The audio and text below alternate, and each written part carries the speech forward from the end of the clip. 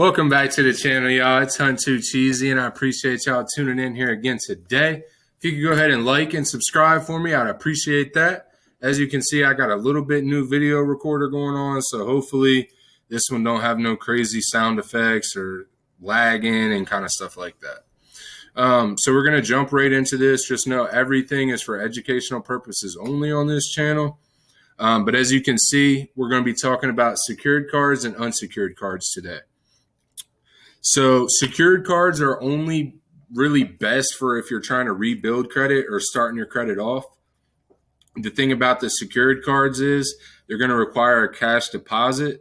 So if you deposit $200 onto a credit card, you're going to get $200 worth of credit.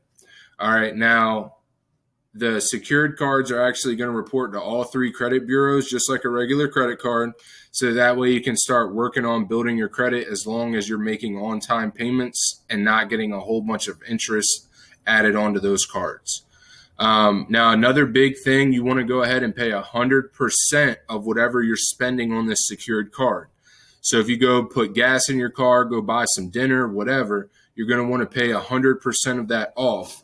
So that way you don't have building interest on those secured cards because they do have higher interest rates. Okay. Now we're going to jump into the unsecured cards.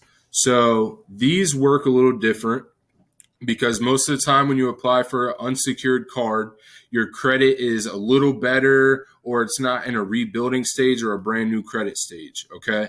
So they're going to determine your amount of credit by your credit score, your credit history, all that kind of things, or relationship with the bank if they run their own credit score, which is why I like Navy Federal so much.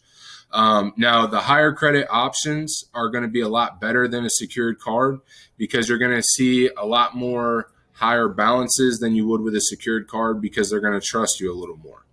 Okay. Now, the thing with these secured cards is that the interest rate on them can be pretty good, but it can also be, not the best. So if you're getting an unsecured card, you're going to want to make sure, one, that you're getting the best interest rate, or two, getting the most value back as cash back, travel expenses, all that kind of stuff going on there. But in the beginning stages, you really want to just worry about the interest rate, not so much cash back. Once you start building your credit and getting that relationship with those banks, that is when you will actually be able to get the lower interest rates and the higher credit limits, okay? Then you can worry about your cash back, your travel points, all that kind of stuff going on. So some secured cards that I'm going to recommend starting off with is the Navy Federal secured card. It's going to average at about an 18% interest rate. Which isn't too terrible considering a lot of secured cards. Some banks are averaging around 33%. Okay. Only thing with that card is there is no cash back, no rewards, nothing like that. It's just going to get you started off so you can start building credit or start making your own credit if you haven't made any yet. The Discover It card, the interest rate is a little higher on this one. It's about 22%, but you're going to get some cash back. And you're going to get on restaurants too. And then you're also going to get up to $1,000 per quarter. So that way, if you're spending, $1,000 in that quarter, you're going to get the $1,000 in cash back. Okay. You also get 1% cash back on all purchases. And for the first year, which is kind of cool, they're going to match all of your cash back. So that is one of the big things with Discover secured card.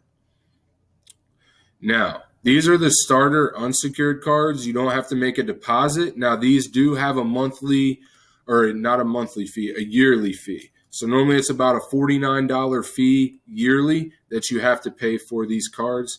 But as you can see, the Navy Federal Flagship Rewards card, you're going to get 3 times the points on travel, 2 times the points on anything else that you swipe that card for.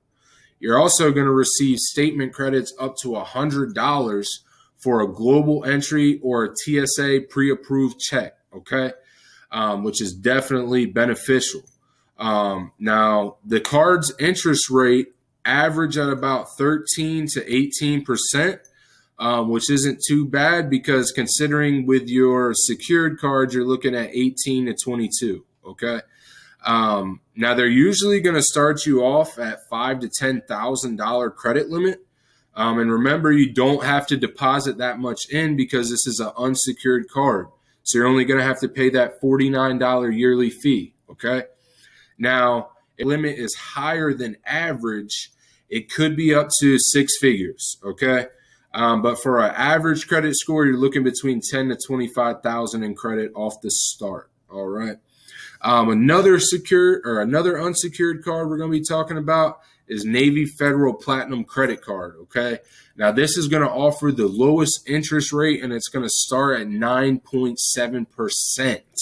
Okay. If you can get that interest rate, you need to get this card immediately. Now it can go up to 18% depending on your credit score. Okay. But this is the best card for big purchases. Because it does have the lowest interest rate. So if you want to go buy a new car and you have this card, that's the one I'm going to recommend to use. It also has no annual fees, no balance transfer fees, no cash advances. So that way you can go pull cash out with this card and not have to be taxed on it.